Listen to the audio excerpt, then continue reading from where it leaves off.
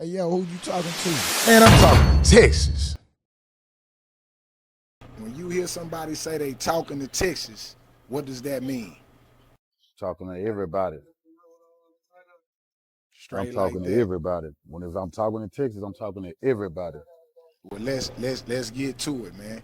Tell the people who we got in the building today and who on this camera, man. Cool Figga TV. We got Figga King Willie. Y'all mean a revolution. G County ain't big enough without CEO Hockley and King Watt sitting down for this legendary interview. All right, all right. Tell them where you from in Galveston County. Man, y'all already know I'm from G County, Tech City, Texas to be exact, man.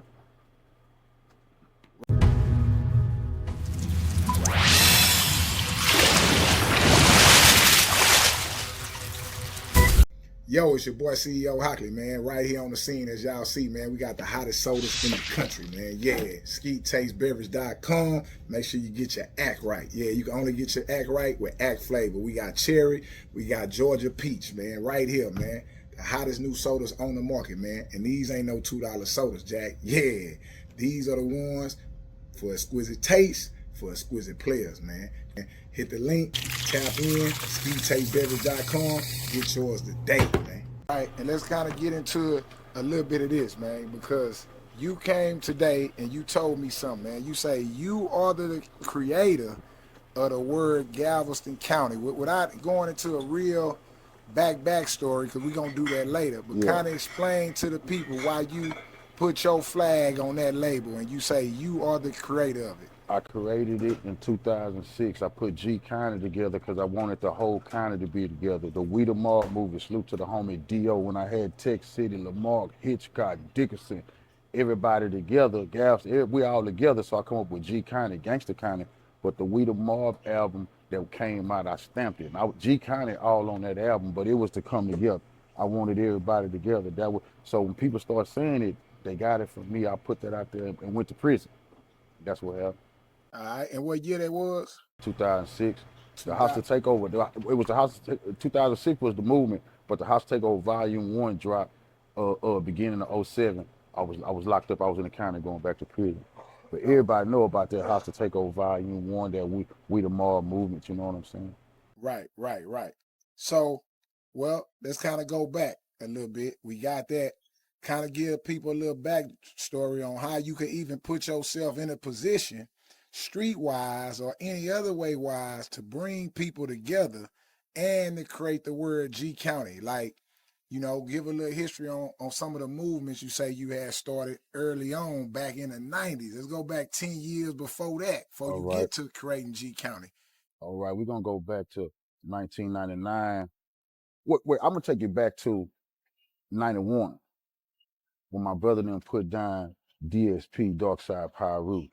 That's when we got stamped with the Blood family. I was a young cat. Y'all can remember being at home, my brother coming home and him telling me we DSP. Salute to my big brother. Bleed, Tex, Samuel Roberts, Balboski was there. Dead Leg part of that. PAT, RIP to the homie from Galveston, George Foreman, which was a Crip. Derek Foreman, Derek Foreman, which his son played for the Texans. Foreman was also there when they put that Darkside Pyru stamp down. But anyway, I said that to say I went to school and wasn't no Bloods, no Crips in my school.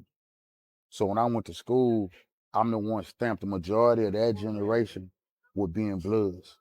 So we're gonna go from 91 all the way up into 2006 when I stamped it. I already was stamped with being official, you know what I'm saying? Everybody, you know what I'm saying, I already knew who I was. They called me YG, they knew who my hood was. So let's just go, all right. I done went to school, we done put that down. 99, I'm in the music business. Bulletproof Records, I'm messing with Bullet, salute to Bullet. I start getting down with a little Flip and Hump. I run into them in New Orleans. No, I wasn't in New Orleans. I was in Lafayette. I was at the club called The Box, and there was a show going on. First show I ever did, you know what I'm saying, in the rap business. We out of town. Didn't go good. Everybody was just staring at us. We on stage, but I really didn't care because I was living my dream, a young cat from the hood. I'm out of town with these cats, Bulletproof Records. I'm Scoop, when I look on the stage, I got issues still on the stage. RIP Big Mo, Flip. He go, see no Botany boy. He go, Hawk, I'm living my dream. So when I got on stage to do my thing, I felt like I was winning. The crowd didn't know my song, but they just moving their head a little bit. When I get off the stage, bullying them, they got their head down. They wasn't feeling like we were winning. They feeling like the show done went bad. Hump come through the crowd. He talked to me, pulled me to the side. Hump say, man, where you from? I said, man, I'm from Texas City, Texas. Wasn't no G kind of this. I'm from Texas City, Texas, man.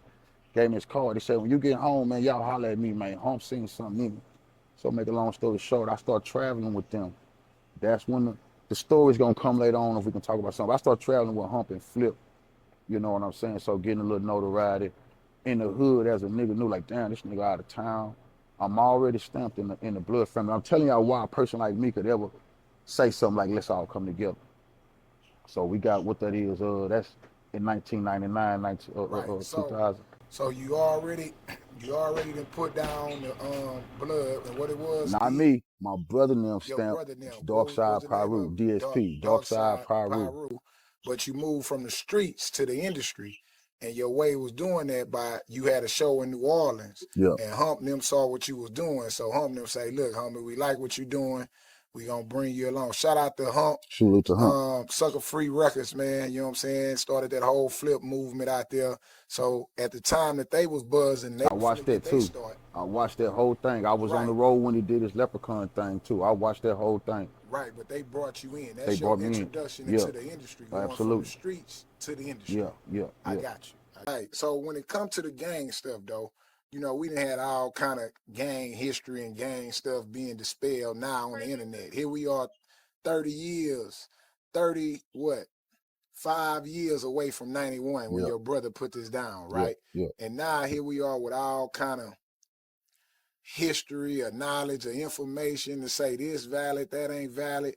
But you have already, as somebody that been through this struggle, you have already kind of transformed that information into being something else. You start calling gangs, black gangs in particular, the Black Ku Klux Klan. Why is that? The Blackface KKK.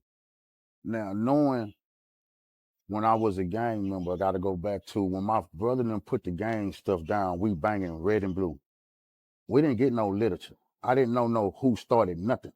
I knew if you had on blue, I didn't like you, we gonna bump heads. That was so here I am as a young man understanding that I didn't like this black man because he had on the wrong color. And if I run into this black man, there's gonna be some problems. You see what I'm saying? Now, fast forward to me having that initiation to the gangs, you see what I'm saying? I'm bumping heads with gang members. I'm putting in work first time I ever did in shootings at 16 years old. Now that's on my channel so I can talk about all that. 16 years old, I'm shooting at my enemies in Texas City, Texas. Fast forward to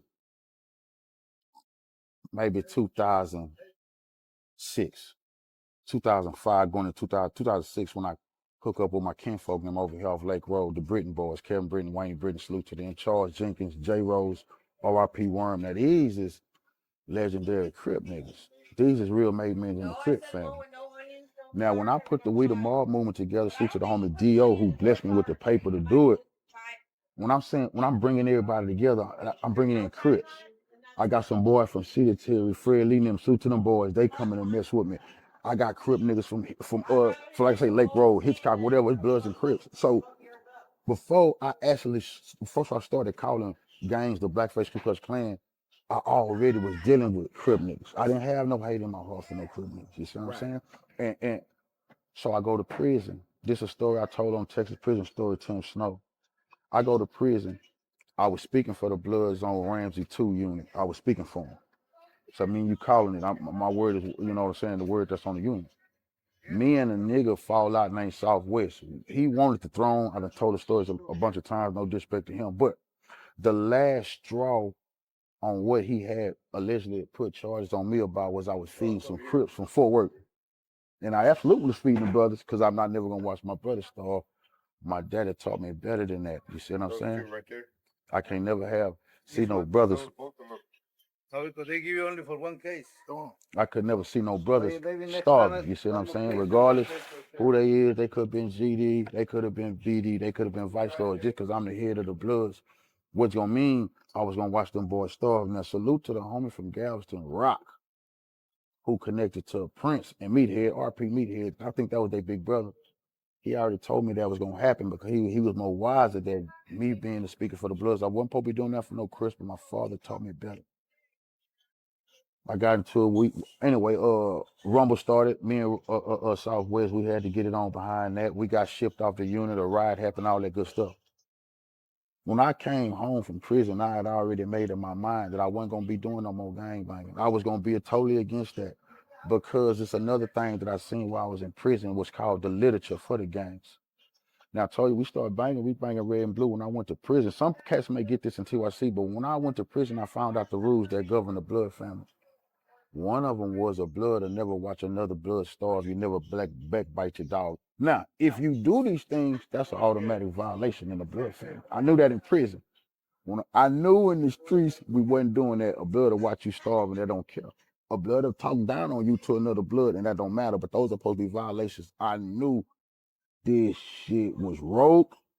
This was manipulation, and I couldn't have nothing to do with it. I could never push that line. So I come to the streets. I got a revolutionary fever in me. Now I'm trying to go back to my father's teaching of community work, community activism. And the more I'm paying attention to the gangs, I'm starting to understand that they absolutely was just terrorizing black people, bro. Anything the Ku Klux Klan to do, the gangs would do, except the Ku Klux Klan didn't get that many bodies. The gangs get way more bodies than the Ku Klux Klan could ever get. You see what I'm saying? And what does the Ku Klux Klan do? He wake up, come outside, and he might want to lynch a black man because they're a black man. What do a gang member do? Wake up, come outside, and he might lynch a black man because he part of another gang. Blackface Ku Klux Klan in my eyes, brother. So that's how you came up with that analogy, the black Face Ku Ku Klux Klux Klan. Klan. Absolutely, I think you're absolutely. right. I think gangs and gang violence that kill more black people than the Ku Klux Klan. But when I told him I was the blackface, so when I know how I was moving, come on, bro. So I know how they moving. So I know, oh no, you definitely a problem. You definitely ain't doing nothing but terrorizing black people. You see what I'm saying? That's a major problem for me.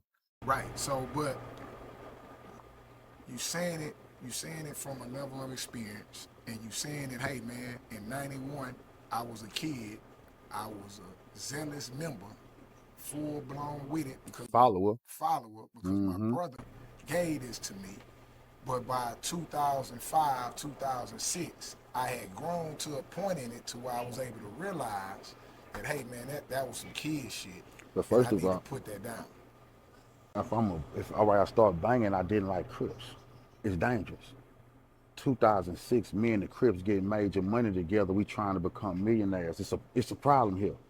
But that's why I also say, see, some niggas that say it in prison, nigga try to overthrow me for feeding the Crips, and I stood tall through it all. Niggas know that story. Nigga, I went in a man, I came out a man, so I feel like I got the right to say, nah, fam, I'm not doing that. And I reject the notion of niggas from California having the authority to tell us what to do down here in Texas because we claiming they streets.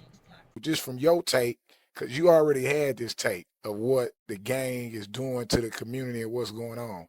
Now, what's your take of this California guy, OG Gumby, right, coming to the internet and creating chaos and confusion? That's what I would like to say. And to me, it seems like he's trying to keep this gang narrative or this gang allegiance going, and he's trying to be the leader of something on the internet. Maybe I had a wrong perspective, but what's your perspective of OG Gumby's approach on the internet and what you think is transpiring? See, I think that Gumby is the chickens coming home to roost. I warn people. All right, when I came home, I heard Whack 100 being very disparaging to the Pyrus, saying he don't respect no Pyrus nowhere. That set me off. You see, I'm thinking, damn, they don't respect no Pyrus nowhere, because in my mind, we used to think we some of the realest anywhere, period. Going to Gumby. These California cats, especially Gumby, want to sun us and call shots because of the gang culture, Blood, Crip, Hoover. You see what I'm saying? As long as we was tying ourselves to something that they saying that they founded, they always was gonna be able to call them shots. Now he's an agent of chaos who done got caught up in the chaos that he created, but we can't miss the message. We can't miss the message that we cannot allow people from outside the states or outside the borders of Texas to have any rank over us, to tell our children what they supposed to believe in, tell our children what they can claim, and to keep our brothers locked up in prison. I disagree with brothers not being able to denounce the Bloods, the Crips in prison and come on home. You know, like I know, if you don't denounce the Bloods and the Crips, you're going to get a set off. People don't know what a set off is. That means when I go to see parole, they might set me off. I might be another 2 years, another 5 years before I see them. We not out here banging. I disagree with niggas still being in prison, have to hold that banner to something we not doing in the streets. They should be able to come on home. But it's ignorance like Gumby keep coming down here, influencing our little brothers to make them think that that's something to be glorified when he is an example of a blackface Ku Klux Klan member. Why? Because these the same niggas not calling no shots on the Aryans. They not calling no shots on the Mexican Mafia. The Mexican Mafia putting green lights on brothers throughout California. Where Gumby them at on that? Where Gumby at on the brothers getting extorted by the Mexican Mafia in California? Where Gumby at on that? No, Gumby trying to regulate something in Texas. Why? Because brothers in Texas is claiming sets that come from California. And at the end of the day, they're going to have to wake up and understand as long as you, that's like this. And I always understood, if anybody woke up one day and said they was dark side Paru, but they can do it however they want to do it, say it however they want to say it, that would have been a problem. Because you didn't start that. The founder's gonna have a problem with that. So I understood what he was saying, and to make it more, put more clarity on it, the new Black Panther Party. I always had a problem with that because they disrespect the old Black Panther Party. If you didn't respect the Black Panther Party, don't call yourself Panther Party, period, because you're trying to get some of that juice off the old Black, or off the Panther Party. So I felt it and understood it. I reject niggas coming down here trying to tell our people what to do. But I do understand that that's going to always happen, bro. They don't respect us, you see what I'm saying? They don't respect nothing outside the borders of LA. You see what I'm saying? That's why at the end of the day, they still whack 100. Nigga, you ain't from LA, so when me and you understand that, we got to let these young homies understand that, bro. They don't have to be like, say peso. And I'm not throwing peso in this. But Peso is a blood rapper. Say Sauce Walker. These cats, to go to LA, don't you understand? They got to function with them cats or it's going to go bad. Why it's going to go bad for them? Because they tied themselves to the blood family. That's anybody down here that's banging Crips. You have to tap in with them if you in the music business or it's going to go bad for you, bro. I'm against that, bro. That's extortion. Any way it go, you know what I'm saying? And then another thing, a lot of our little brothers down here don't know nothing about no gang history. They didn't know who started nothing. They didn't know when it was started, especially a lot of the Bloods in the Perus. They don't know what they talking about. They have no idea, you know. And it comes to a point to where I want to wrestle with them. But what I'm saying is, if you're going to let niggas get the upper hand on you by claiming they street, then that's on you, bro. I can't move like that. You can't move like that. Hell no, I can't move like that. Let me ask you this here, right? Because you brought up peso. Shout out to peso. But you had a problem, right, with Mexican OT saying the N-word. Yeah. I mean, you just brought up peso, and you're showing the connection to Mexican gangs and black gangs and how the cultures kind of cross there. You know, even when we, not as much as when we grew up, but even now, even the lines are kind of blurred, right? What was your problem with Mexican OT using the N-word a few months ago, and you going on a campaign to let him know that he was out of pocket? What's your issue there? I still have a problem with him or any other Mexican who's saying I say and what you gonna do about it. If you issue that challenge, I got a problem with it. We're not the police. In Texas City, we grew up with Mexican, whites, all that. I'm not here to police, but you won't be saying I'm gonna say and what y'all gonna do about it. We're gonna get on your bump and it's gonna be some serious problems. Because first of all, I'm a revolutionary. You're not gonna be disrespecting my people. I don't give a damn about that hip hop. That's one problem, bro. We gotta understand. It's the racist nature that done spewed. We put a lot of people down in the culture. Bloods, Crips. We bring them to this thing of ours called rap, screwed up clique. A lot of these people, when they grow up, especially a lot of Mexicans, do you know their uncles don't like us? A lot of their family members don't like us. The problem, what's the beef with Houston and the Texas Syndicate or the Mexican Mafia in the Texas prison? They say the two Houston trying to be like, you know, so I really don't like it when you already have a lot of racism brewing amongst your people. Then you got the nerve to say, I'm gonna say, and what you gonna do about it? No, fam, that's a problem. If Peso was saying that, that would have been a problem, but he didn't say that. OT said that. You see what I'm saying? And I didn't appreciate that. I still don't appreciate that attitude. He apologized, but I don't feel like it was genuine. You know what I'm saying? And I don't feel like nobody in the hip hop community should think that these rappers gonna be regulating that type of in our community. We gonna regulate that. When you think you're gonna disrespect black people, you gonna bump into people like me. I don't give a damn what no rapper in Houston got to say about nothing like that. I wasn't looking for them to respond. The hell with them. Cause we not gonna, they shoot shiners and buck dancers to me. That's real talk. Or whoever. But you did say Sauce responded, and Sauce kind of put him in his place or something. A little bit. Yeah. He did. You know, that's people turned up a little pressure on Sauce. Oh no, he told him that he was wrong. He was wrong in the end. He let OT know that he was wrong. He was wrong in the end. He was wrong in the end. But at first, Sauce was saying it was okay to say it. It's never okay to say, and what you gonna do about it? They can say, but not in that form. I'm a nigga, and what y'all gonna do? It's gonna be problems. You can't challenge black people. You can't challenge black people. You wrong about saying. That's what you're saying. That's disrespectful, bro. You see what I'm saying? And a lot of black people in the music business, they want to do business. And that might be the problem. I don't know if you want to speak about the South Park Mexican thing. They just want to do business. They don't really want to deal with the nature of a topic that might be bad for business. You see what I'm saying? The politics. Yeah. Okay, so that leads us to this, man. You've been out here. You've been in gangs. You've been in prison. You done reform your mindset, and you done start being about the people and being more about the community. You now have more years with this mindset and being about the community and being about the people than you had with the ignorant mindset, right? Mm-hmm. So there's a new movement here, and some people are receptive of it. Some people ain't receptive of it.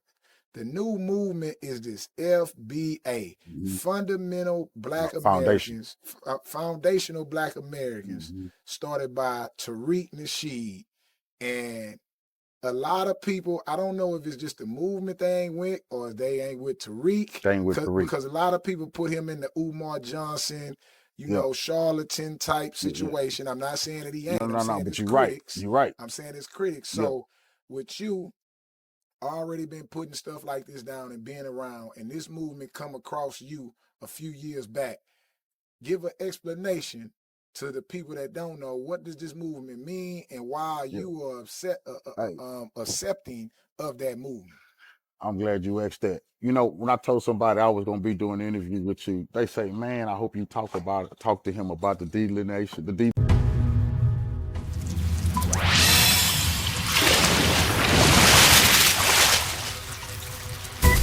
Yo, it's your boy CEO Hockley, man. Right here on the scene, as y'all see, man. We got the hottest sodas in the country, man. Yeah, SkeetTasteBeverage.com. Make sure you get your act right. Yeah, you can only get your act right with act flavor. We got cherry, we got Georgia peach, man. Right here, man. The hottest new sodas on the market, man. And these ain't no $2 sodas, Jack. Yeah, these are the ones for exquisite taste, for exquisite players, man. Hit the link, tap in, SkeetTasteBeverage.com, get yours today, man. Delineation that's going on in I say he already, that's a question that we need to talk about. You feel what I'm saying? It was already, the people want this talked about, bro. So I'm glad you're doing your job. Okay, let's start with, what did our ancestors used to tell us growing up that we had what in our family?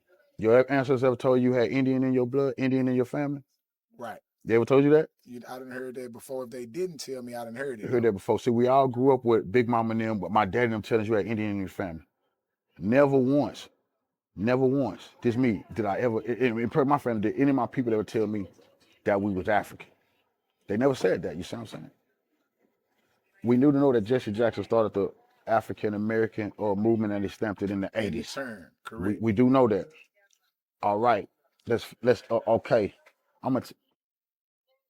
When I heard about FBA, I did hear from Tariq Nasheed, but I started digging into it a little bit. the point that they were saying about us being foundation, because Tariq Nasheed did not agree with us being indigenous at first. He was disagreeing with Dane Calloway. People need to say that. Tariq had to come around. So people think he's the leader of the we indigenous land. He not.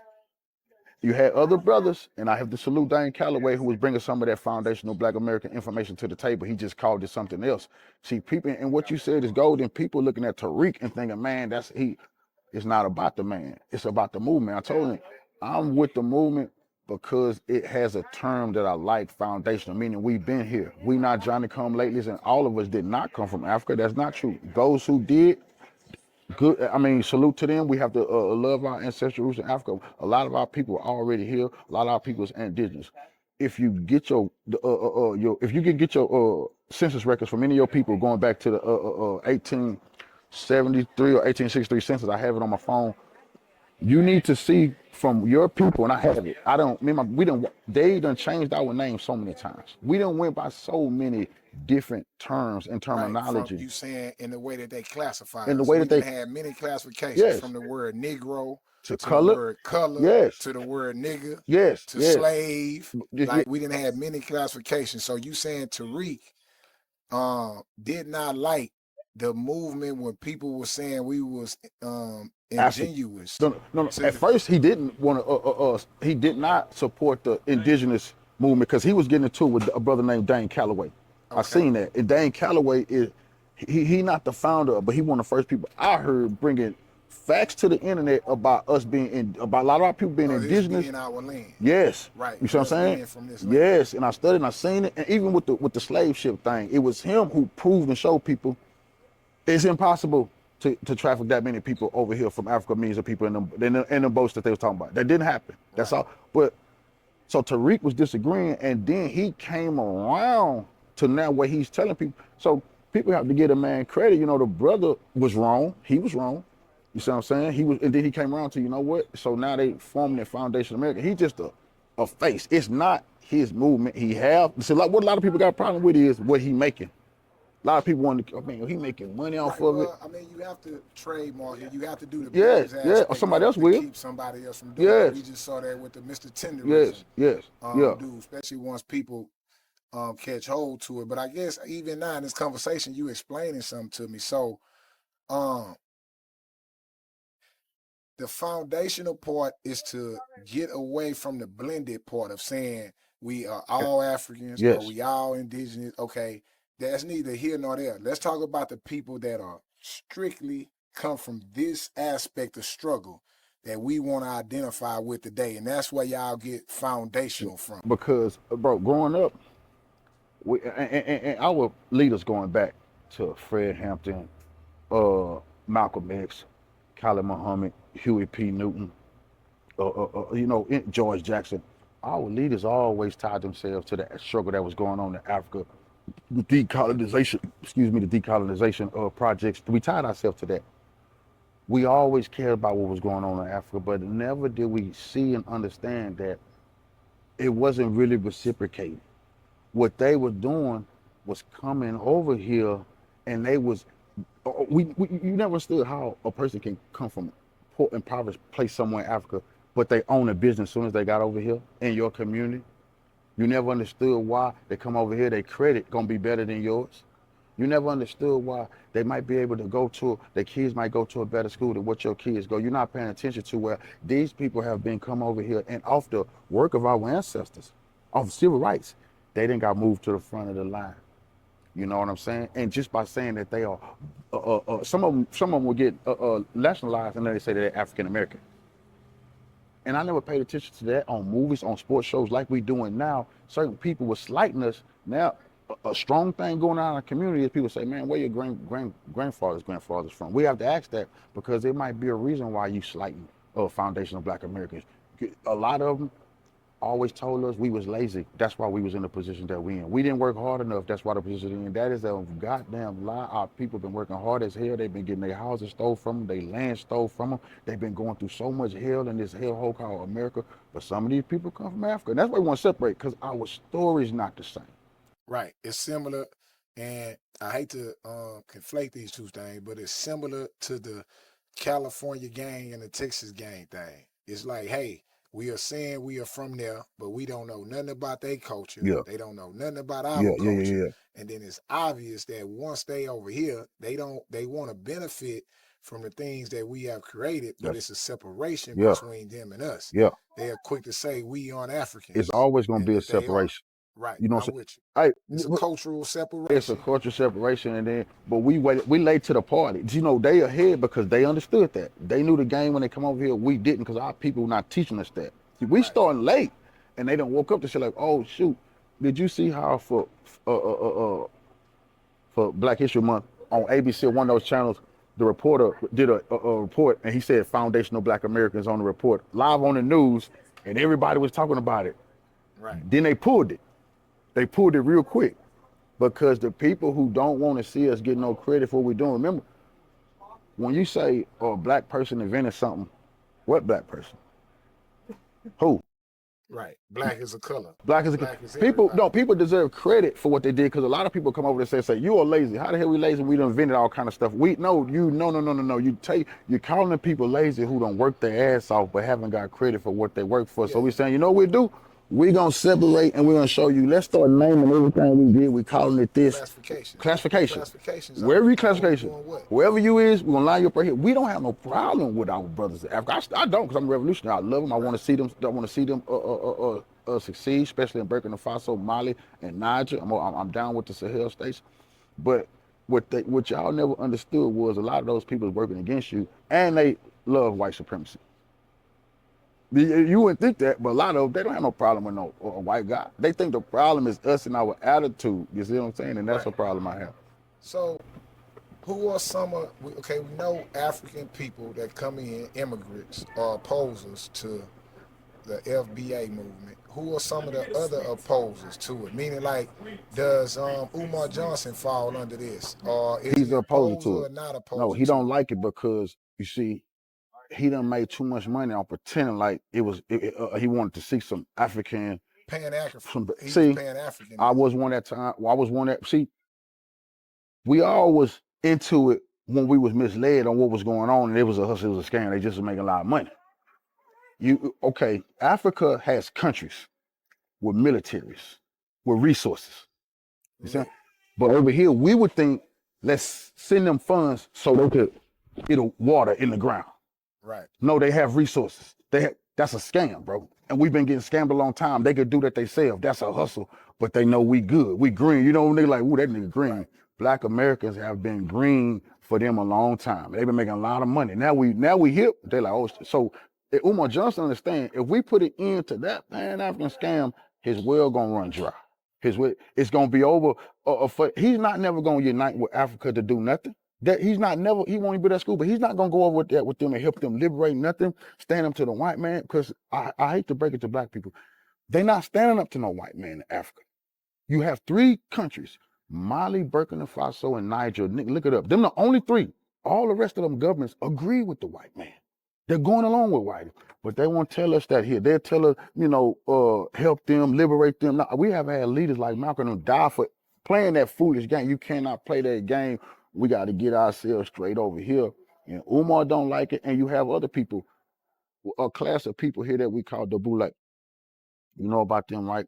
Yeah, you talking about the Roland Martin's class. Yes, those elite bourgeois individuals who went to college. See, I never was hip to them. But when I understood what was going on, then I deal with politics. They are there. They see me they don't like that because they have signed a deal with this government to make you think that you're African American. Because first of all, if you're African American, you have no ties to nothing here. You get nothing here. You might wind up getting something one day in Africa. Might. Yeah, that's a long mic, man. Hey, my next question for you is this here, man. You got a situation where Houston legend Willie D cussed you out, man, and he even threatened to beat you up. Yeah. I mean, he went live on his platform and gave you some time. He said he had time for you today. Oh yeah. Now, for those that don't know, you have your own channel, Figga TV, and you do content.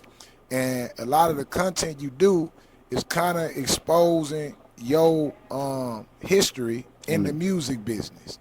And what in particular Did you and Willie D ever do business together? What got Willie D on your bumper and was threatening to put his paws on you, man?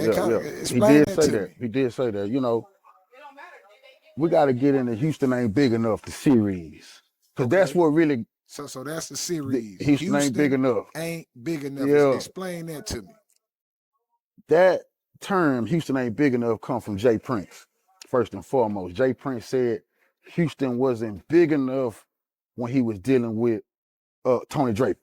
It wasn't big enough for two black men to be in Houston getting that money, so Draper had to go. Okay. Jay said that, bro. Jay said that. Jay said that. Yeah. So one of my first topics, when I come on the internet, nigga, I'm talking about, and I just talking about Houston wasn't big enough, and I go into that Jay story. Okay. That lead to me just going into other stories in Houston. Cause let me tell you something. First of all, as being from this area, a lot of these stories niggas don't talk about. They definitely not gonna talk about it in Houston. Definitely not Jay Prince. Cause you get whooped on, kicked, and all that type of shit, which I don't give a damn about, cause I'm not going out like that. Right. You see what I'm saying? So I think that rubbed a lot of people wrong too, cause I can say shit they can't say. Okay. And I salute to Willie. But that really did piss me off when he said some foolishness like he would put his hands on me when he seen me, because he said he heard me say I was gonna be appearing somewhere, someplace, and he was like, man, I was trying to find out where you was gonna be. That was preposterous that Willie D was ever gonna come anywhere I was at with any of that type of foolishness. You feel what I'm saying? I respect to Willie, bro. Because I think Willie thought I was just some content creator, but I don't have no fucking history of letting nobody come from nowhere, pull up on me and do anything of that nature. I don't have no problem with Willie. But I know Willie, you know what I'm saying, was out of line for saying that he was gonna do that. With that never was gonna happen. No time in history was that ever gonna happen. What made and what in I'ma your get into that. series, Houston Ain't Big I'm Enough? again, what made them say that? What story brought that out of Willie? Because I mean, Willie was serious. Bro, He turned on his camera and went up on you, man. now you would think, so get that to us. you would think, Willie D, you got million subscribers. What made you attack Cuff Figga with that 7,000 at that time? He's on lost a couple platforms. What set him off that day? And he told y'all on the live, this nigga been going in on Houston. That's a goddamn nod, nigga. I love Houston. R.I.P. to DJ Michael 5,000 watts. Facts. I had did a story on Watts that set Willie off. Now, what story I did on Watts? Well, I got to say, it's a nigga from their camp. The nigga was down with the South, and then he went and got down with the North Side. A rapper. I'm gonna leave it at that. That man called me disgruntled about some shit Watts was doing and had been doing to the camp, and would feed me information. You see what I'm saying? I've been knowing this cat a long time, so I call myself doing him a favor by putting it out there. You see what I'm saying? Even though he didn't want to stamp himself. So I put the information out there about Watts. That's what set Willie D off. The attacking Watts. And I guess some of that information rubbed him the wrong way. You know?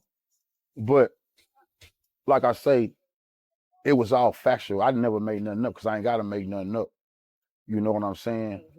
And Willie shouldn't have been mad at me. He should have been mad at the fact that niggas from inside their camp was using outside platforms to have to get their truth out when they should have just been able to go to Willie D. If a cat had a problem with Mike Watts, they should have been able to go to Willie D and talk to Willie. They had to go to outside sources to get their grievances out. Yes, because nobody wouldn't put their grievance out. Even Mike D, we're getting to that. But at first, he didn't have no platform. I remember when Zero and Trey, when Trey jumped on Zero, and I had my old Figga TV platform, I had 30,000 subscribers. And I was riding on that for Roe and putting out some good information for Roe. When people was riding on Mike D saying he wasn't, riding hard enough, I spoke up for that brother. That brother reached out to me. I brought him on my platform and was helping him get some motion. This before he had one. You see what I'm saying? That's Mike D. That's Mike D. So you and Mike D, before Mike D, you had a channel with 30,000 subscribers.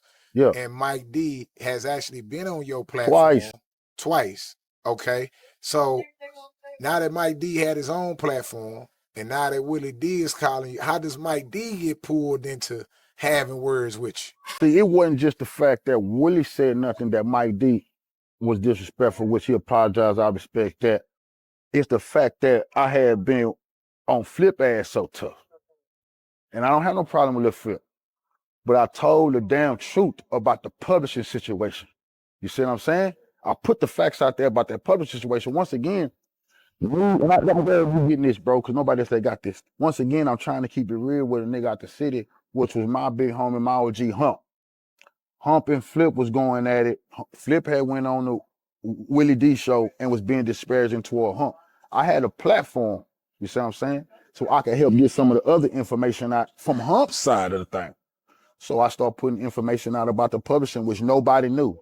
Nobody knew that Hawks Publishing was being stolen. Nobody knew that other cats from SUC Publishing was being stolen. Nobody knew that cats from Swisher House Publishing was being stolen. I proved that and put that on the damn internet, bro. Flip going on Willie D's show and say it wasn't him. It was a guy who worked for him who was doing it.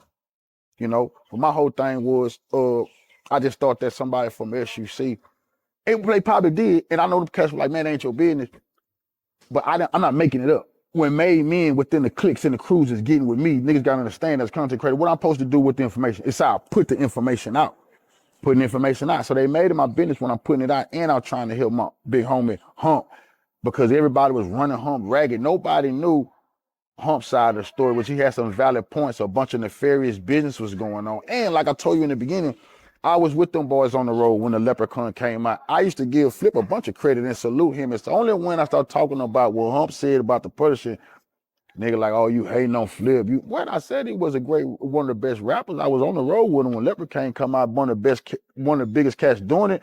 And another thing was mad about when I said, I don't know which somebody brought that up. I spoke at one time, we out of town, and I said I had to defend the nigga. Nigga on stage rapping, nigga try to hit the man with a cup, man. It's me and Hump jumped off the stage and kicked the nigga ass. So I'm like, nigga, don't defend Flipper. You ain't never kicked nobody in the ass for him. You see what I'm saying? I'm like, bro, I got a reason to say some of what I'm saying. Nigga, I done been in the motherfucking mix, and I think everybody thought, this nigga sit back making shit up. I don't have to make nothing up. You know what I'm saying? I don't have to pretend like I'm tied to something that I'm not tied to. You see what I'm saying? And I think that when Willie D went in, I think Mike D just seen the opportunity. Let me go ahead and get at him, and then he did with some lies. You know what I'm saying? But then he got at a nigga, you know. But it was Flip. That's what really set him off. And I'm gonna tell you at the end of the day, he needed to protect. Somebody needed to protect the SUC because Flip was getting exposed real bad. And I think that's what Willie D was mad at. A few of them cats was getting exposed real bad for some nefarious shit, you know what I'm saying? I think Willie D was trying to plug the leak, like, man, why y'all letting this do this? You know what I'm saying? Somebody got to put you into this cuff figure cat. Right. So he's saying it's some truth here, and it's some valid points. So you spoke up for Hump. I spoke up for Hump. In the Flip situation. And Mike D felt like he needed to speak up for Flip or have you know what? Side in that situation. Hold on. Mike D made a video and said something disparaging about Hump. Let me rewind, because Mike D say, hold on. He said something disparaging about Hump. Now remember, Hump don't got no platform. I come out and defend Hump. You see what I'm saying? Based on your history. And based on my history. And that's when Mike D like, damn, so that's when I guess Mike D could be like, well, damn, bro, based on my history, I owe the OGs. Let me tell you, once again, I just was coming out the hood, never been out the state, never been nowhere. These in Florida, these niggas, I'm living my dreams with SUC, you feel what I'm saying? Right. Bro, so I owe that man more than when running his name, and I got a platform with 30,000 subscribers now. I owe that man more than to shut up and don't say nothing, man. I got to help defend him and push back a little bit, bro, and that's what I decided to do. You know what I'm saying? And some of that got personal, and I could feel where they wanted to defend Flip, because Flip looked real bad when I started putting all that proof out there, what was going on. I'm pretty sure. Matter of fact, his manager, the lady, she got at me and wanted to speak with me, and I brushed off. I should have sat down with her, because she was trying to stop before it went too far. Quell some of it with her future. I'm taking Flip. Right. You know what I'm saying? So Mike D apologized. Y'all wanted to get past it. Where you at with Willie, man? Willie still, I mean, what happened after that? I mean, he still, did it resolve, or y'all just left it in the air? Where is that? I left something out. I left something.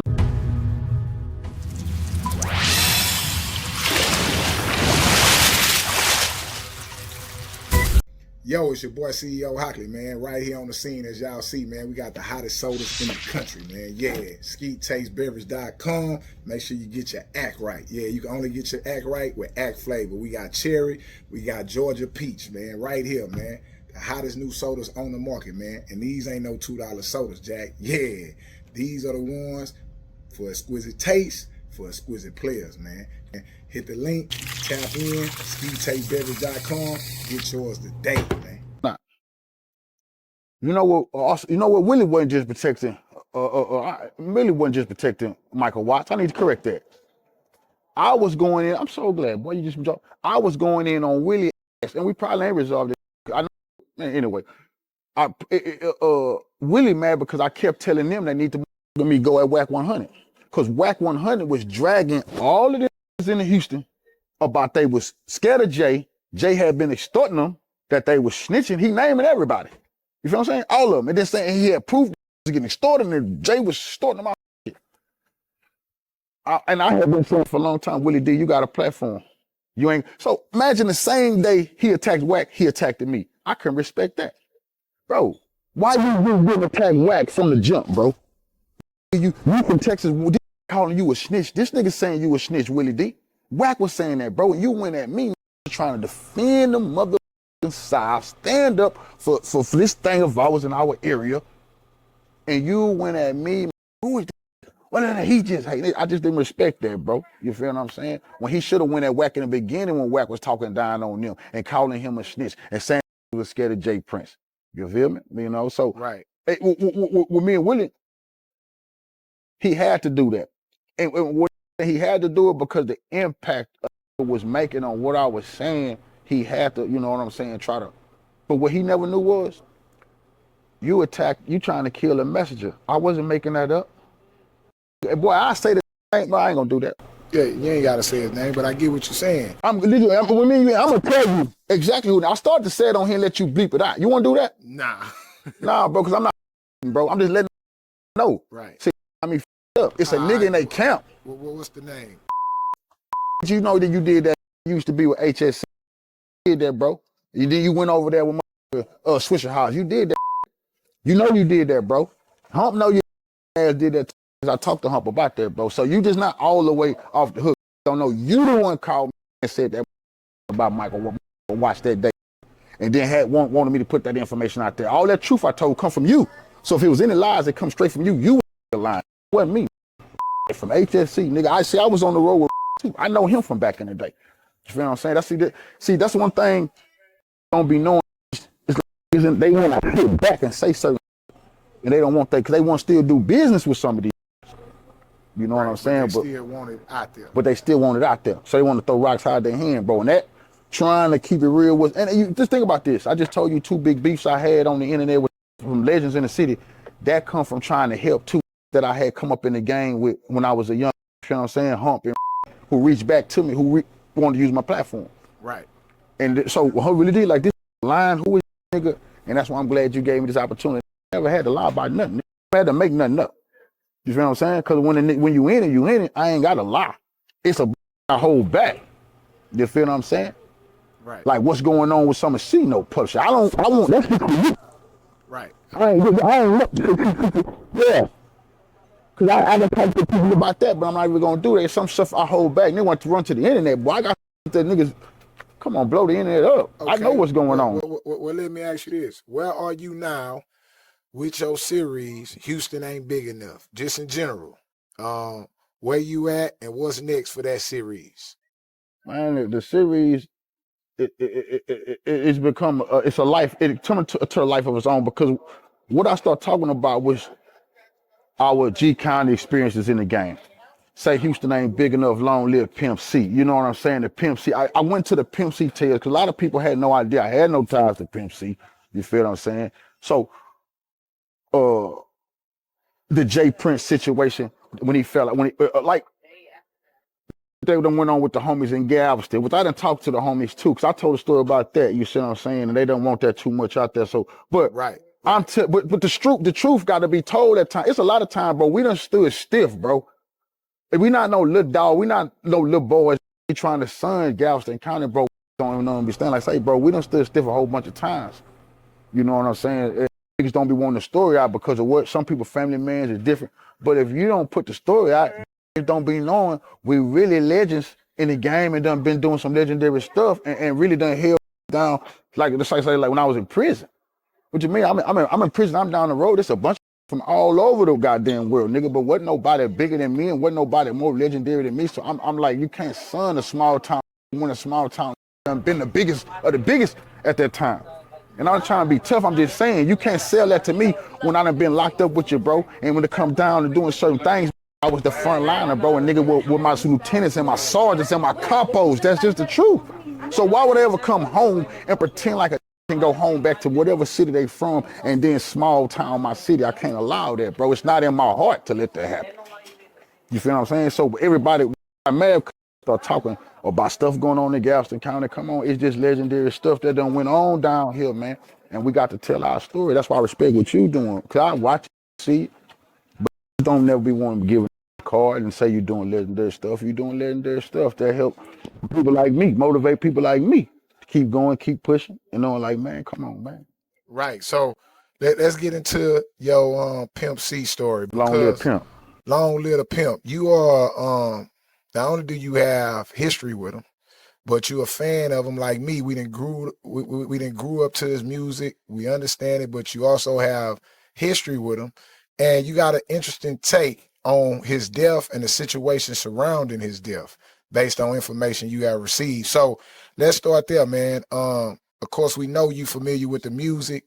We know you grew up on it, but at what point in time did you and Pimp start doing any business? Because I think you told me y'all did his last video. One of his last one, Stack of Money Getting Dope. When he died, Yep. Or something like the last video he did before he died Yep. was recorded with you and your team. Kind of speak about that.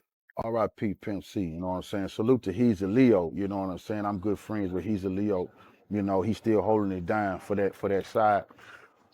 I told y'all in 2006, I put the We the Mob movement down. Hostile Takeover Volume 1. I got everybody working together with the music.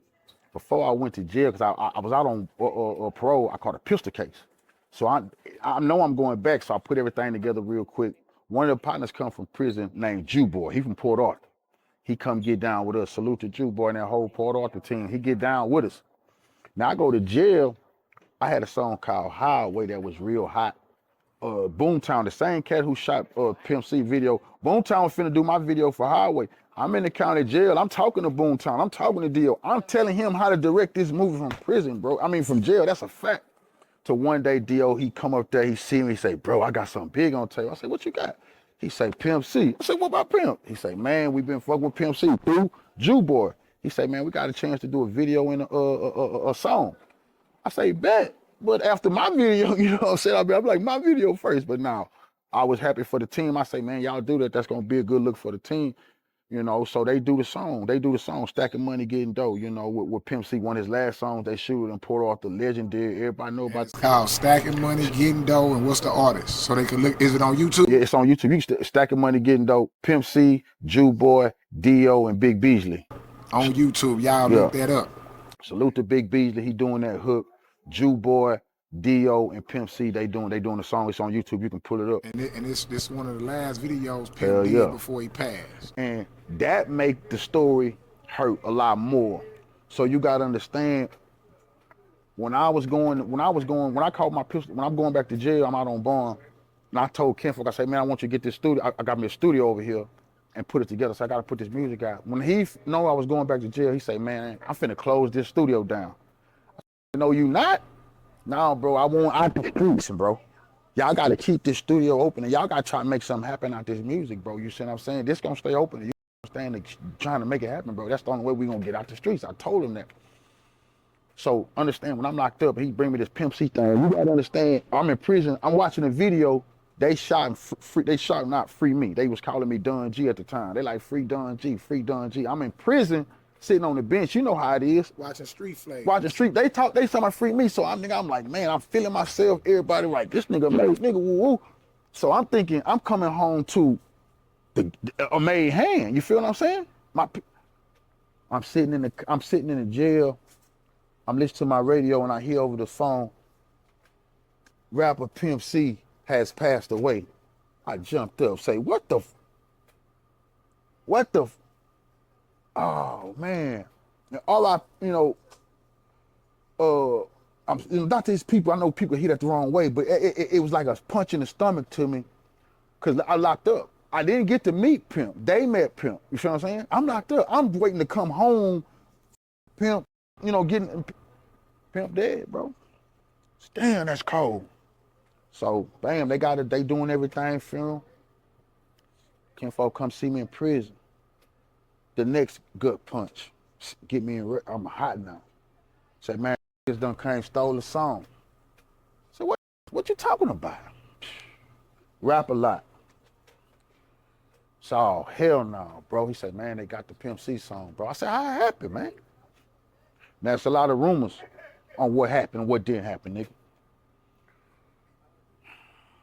Bido from Port Arthur. I know you steady disagreeing and you telling D.O. certain things.